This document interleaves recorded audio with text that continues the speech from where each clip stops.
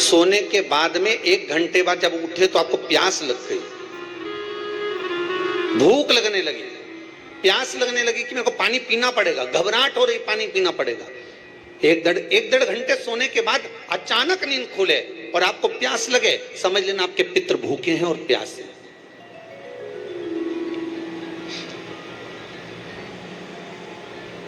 वो भूखे और प्यासे हैं, उनको जल की जरूरत है।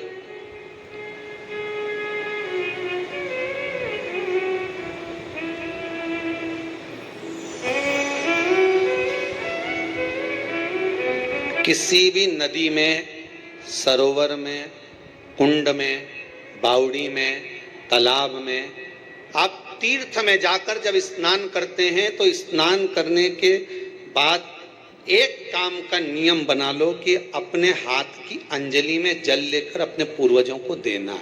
प्यासे रहते हैं, भाग मांगते हैं।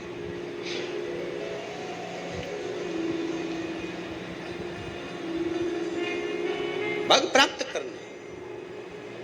3 वृक्ष पितरों के तुल्य हैं। नैमिषारण्य की कथा में भी कहा था 3 वृक्ष पितरों के तुल्य हैं। पहला पीपल, दूसरा वट वृक्ष, तीसरा बेलपत्र का वृक्ष। ये पितरों के तुल्य हैं।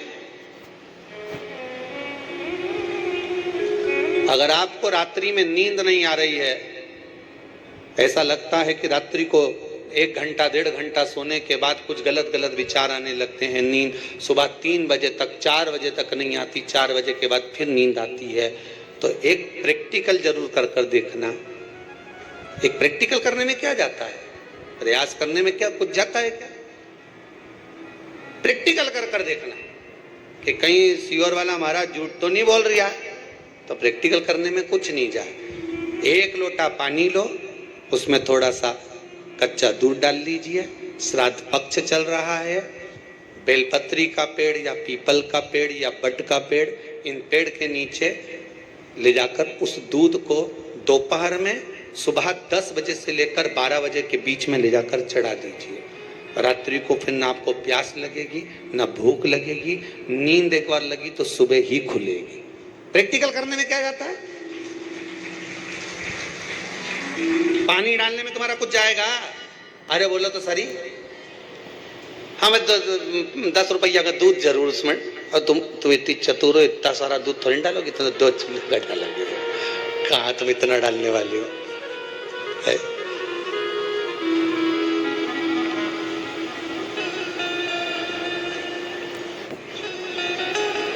कहा बहुत चतुर लोग हो रहे संसार में। हो भले पूजन पाठ नहीं करे, पर कहीं का एकदम मिलने आ जाए ना, क्या अम्मा जी है क्या पाठ कर रही है, फिर वो भी बैठ गई तुरंत, अभी तो सोई थी।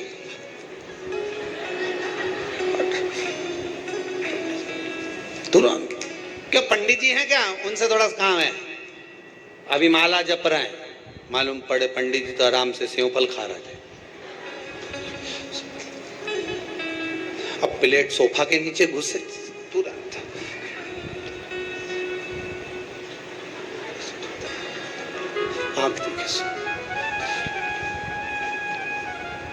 प्रैक्टिकल करने में क्या जाता है, कुछ भी नहीं बिगड़ेगा। ये तो बस जल डालोगे तुम्हारा ही कुछ अच्छा हो सकता है, बाबा की कृपा है।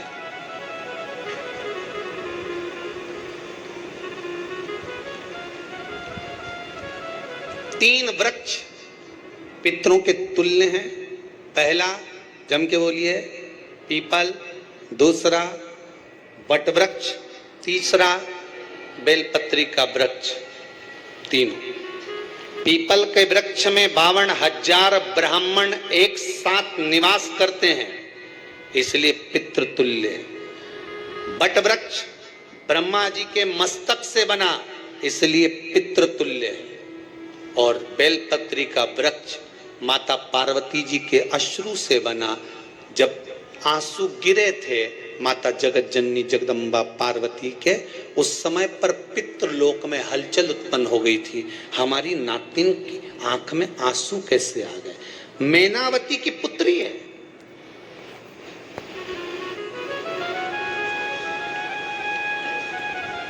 पितरों की नाती, इसकी अश्रु कैसे गिर गए? पार्वती जी ने कहा ये आंसू नहीं, मेरा पुण्य भाग प्रकट करती हूं बेलपत्री के रूप में। तो पितरों ने वर दिया था कि ये बेलपत्री का वृक्ष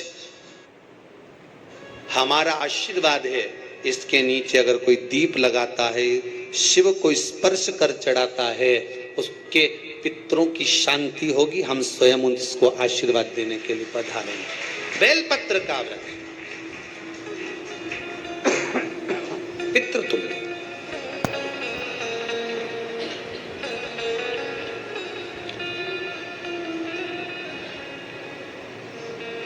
तो रात्रि को अगर भूख लग रही है, प्यास लग रही है, तो पितृदोष।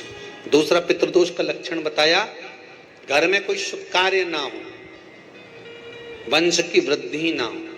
1 रुपये कमाओ, 1.25 रुपये खर्च हो रहे हैं, पैसा 10 जगह से कमाई आ रही है पर घर में टिक नहीं पा रही है, आया गया, पितृदोष। जरा सी कटोरी पड़ी है, उसके पीछे विवाद चालू हो जाए, पानी ढुल गया उसके पीछे विवाद हो जाए, या छोटी छोटी बात में घर में क्लेश मचा हुआ है, पितृदोष है। समझ लो हमारे पूर्वज हमसे खुश नहीं, प्रसन्न नहीं। कोई कहता है गुरुजी श्राद्ध बड़े बेटे को करना चाहिए कि छोटे को करना चाहिए? शिव महापुराण की कथा कहती है, अगर जायदाद का पूरा हिस्सा बड़े ने लिया हो और तुमने अपनी माता का दूध ना पिया हो तो एक ही को कर लेने दो। अगर माता का दूध पिया है और अगर एक अंगूठी भी ली है, जरा सा एक कपड़ा भी अगर सास का लिया है, तो श्राद्ध तो तुझे करना ही पड़ेगा, करना ही पड़ेगा। तूने मेरा दूध पिया है तो बिल्कुल जम के तो बोलो। अगर तुमने उनका कुछ खाया है तो अब एक काम और हो सकता है, गुरुजी वो श्राद्ध अगर हम नहीं करें और बड़े भैया करें और हम उन्हीं के यहाँ चले जाएं तो चले जा, मना कौन कर रहा है? पूड़ी का तेल तू ले जा, खीर का दूध 2 थैली तू खरीद के ले जा। जितना वहां वो सेवा करे उतनी सेवा तुम करो। गलत है क्या? जायदाद का भी तो हिस्सा किया था। सुई की नोक के बराबर नहीं धुआं ने, ईंट इधर खसकी है तो हमारी इधर खसका दीजिए। हमारी बसियत में इतना लिखा है तो फिर बसियत में ये भी लिख के जाना चाहिए था। मैं तो क्यों सबके, तुम डरो मत ही रहे एक भी। जब छोरा छोरी के जब सब सामान, प्रॉपर्टी दो ना, जमीन दो ना, जायदाद दो ना, सारा सामान छोरा छोरी के दो, तो उनके लिख के भी जाओ कि हमारी श्राद्ध कर दे अच्छे से, नहीं तो भूतड़ी बन के सताऊंगी। देखिए श्राद्ध करो। कितना दिया तुमको? बोलो ईमानदारी से बोलना, कितना दिया? ढेरों। और एक बात बहुत अच्छे से कहूंगा, आप लोगों के जीवन में उतरे। अगर मायके में भाई, मायके में भाभी, मायके के लोग अगर आपके माँ बाप का श्राद्ध नहीं करते हैं तो बेटी भी अपने माता पिता का श्राद्ध कर सकती है। उसने भी दूध पिया है अपने माता पिता का, पर वो श्राद्ध का भोजन कौन कराएगा? बेटी का पुत्र हो, बेटी की पुत्री हो, वो कराए। और नाम वो नाना नानी का ले ले, करे। अगर वो नहीं कर रहे हैं, वो नहीं संभालते, वो नहीं जानते, तो आप करो तो करे। 2 भाग होते हैं। जब एक रोटी गाय के मुख में दी जाती है, गाय के मुख में जब हम रोटी देते हैं, एक रोटी जब देते हैं, या तो गाय के मुख में 16 श्राद्ध में जब रोटी देते हैं तो रोटी को बीच में से तोड़कर, रोटी का जो भाग होता है उसको, मतलब ऊपर से फुलका का परत नहीं निकालना है। रोटी जो सीधी सीधी है ना, जैसे ये रोटी है तो इसको बीच में से तोड़ लिया, 2 भाग विभाजित कर लिया, नीचे वाले भाग में भी थोड़ा सा गुड़ शक्कर रख लिया, ऊपर वाले भाग में भी गुड़ शक्कर रख लिया, एक के ऊपर एक रोटी को रख लिया, वो गाय को दी। तो अपन श्राद्ध पक्ष में 2 पूड़ी का प्रमाण है कि गाय को 2 रोटी दी जाती है, कुत्ता को 2 रोटी दी जाती है। 2 पूड़ी रख के देते भी नहीं देते? आप लोग तो देते होगे, 2 पूड़ी के ऊपर पूड़ी रखकर, थोड़ा सा मीठा रखकर, नमकीन रखकर, कुत्ते को भी देते, 2 पूड़ी तोड़कर कागा को भी देते। 2 पूड़ी का प्रमाण कहां से आया? 2 भाग रोटी के टुकड़े का प्रमाण कहां से आया? श्राद्ध पक्ष में ही ऐसा क्यों किया जाता है? बाकी के समय पर तो कोई ऐसा 2 पूड़ी का प्रमाण ही नहीं। पर श्राद्ध पक्ष में ये क्यों कहा जाता है कि पूड़ी के ऊपर पूड़ी रख दे, उसमें मीठा रख दे, खीर शक्कर रख दे, गाय को दिया, कुत्ते को दिया, कागा को दिया, ऐसे क्यों कहा जाता है? उसका कारण क्या होता है? उसका केवल एक कारण है, जो नारी ने भोजन का निर्माण करा है, जो घर की बहू भोजन बनाई है, जो घर की बेटी ने भोजन बनाया है, घर की माता ने भोजन बनाया है। महाराज, पिता पुरुष एक कुल को तारता है, बेटी 2 कुल को तारती है। जब श्राद्ध पक्ष में 2 भाग रोटी के कर गाय को देती है, तो 1 भाग तो उसके ससुराल वालों को मिलता है।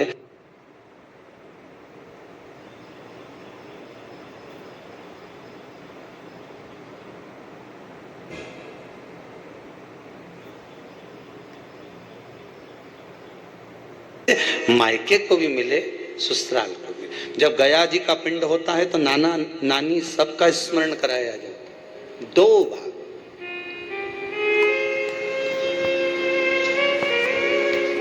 पुण्यता प्राप्त। अब लोगों को मालूम तो है नहीं कि 2 पूड़ी क्यों रखते हैं, उसका कारण वर्णित है शास्त्रों। दोनों पक्ष तारने के लिए, दोनों पक्ष का स्मरण कराने के लिए।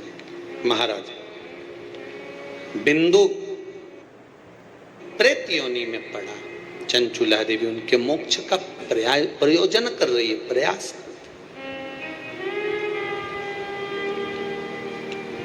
क्या करा जाए कि इनको मोक्ष मिल जाए? कहा शिव महापुराण की कथा।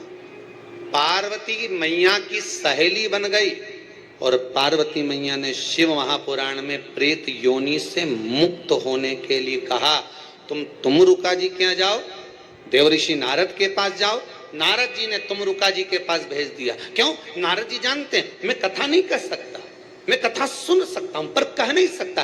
कहने के लिए मुझे बैठना पड़ेगा, सुनने के लिए हो सकता है कि मैं चले जाऊं, वापिस आकर बैठ जाऊं।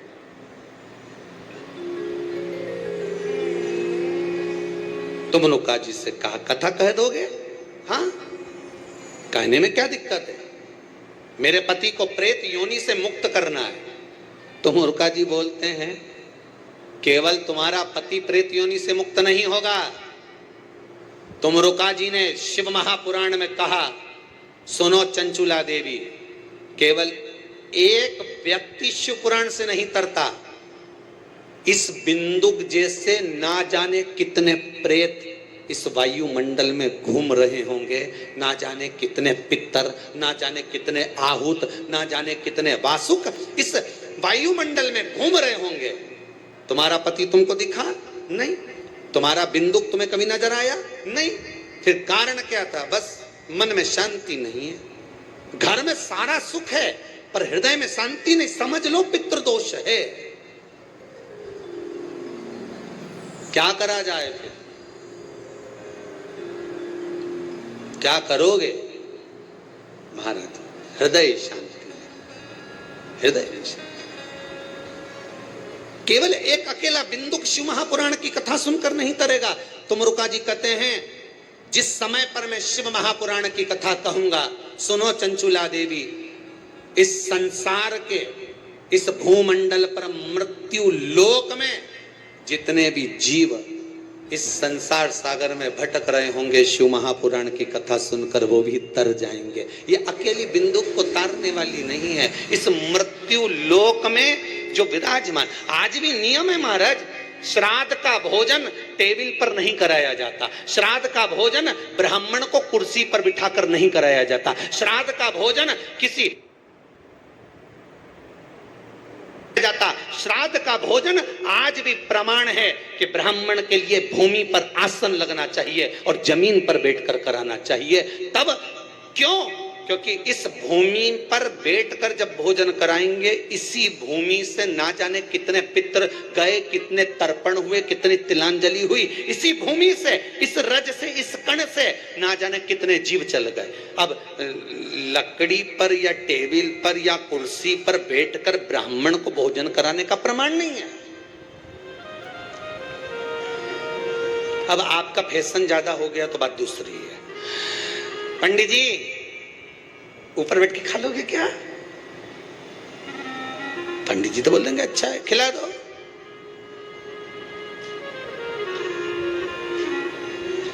ऊपर बैठ के क्यों? वो झुकने में थोड़ी सी कमर लचक जाए, क्योंकि खीर परसेगी तो झुकना पड़ेगा। अब ब्राह्मण अगर भोजन करने आसन पर बैठेगा, तुम अगर थोड़ा झुककर परसोगी, ब्राह्मण के सम्मुख में आप थोड़ा सा भोजन कराते समय झुकोगी। जरा विचार करिए, यशोदा मैया के घर में संतान नहीं थी। यशोदा जी श्रावण के महीने में श्रावणी करने आए हुए ब्राह्मण को मात्र खीर परोसने के लिए गई थी। 52 साल की उम्र थी, संतान का सुख नहीं दिख रहा था, खीर परोसने के लिए गई। उतनी देर में ब्राह्मणों ने देखा इनके घर में संतान नहीं है, पुत्र भव कह दिया।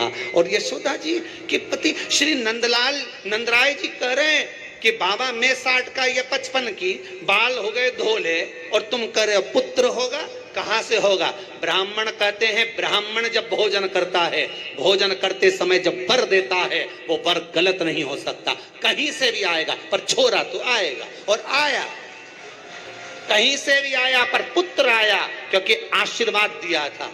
श्राद्ध पक्ष का भोजन टेबल पर नहीं, कुर्सी पर नहीं, श्राद्ध पक्ष का भोजन ब्राह्मण को आसन लगाकर जमीन पर कराना चाहिए, भूमि पर।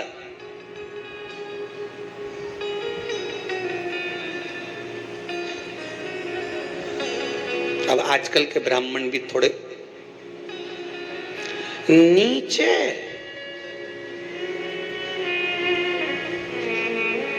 अगर हम टेबल पे ही जीम लें तो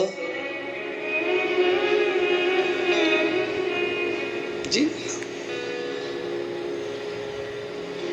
अब क्या बोले भी तो क्या बोले, तो मैं बताऊं।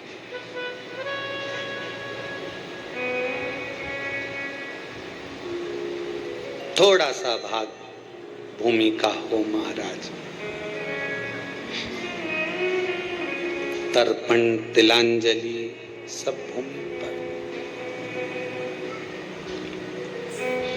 हम तो जो जजमान हवन करने के लिए भी जो जजमान लोग नाम लिखाए हैं पितरों के लिए, तो हम उनको भी कहते हैं कि कुर्सी पर बैठकर आहुति छोड़ने से अच्छा है आप बैठो मनानी पर, पहले सबसे पहले भूमि पर 10 मिनट बैठो, पर बैठकर आहुति छोड़ो। उसके बाद भले आप स्टूल लगाओ, कुर्सी लगाओ, आपकी मर्जी, पर 10 मिनट 5 मिनट तो आप भूमि पर बैठो उन जीवों के लिए, उन जीवों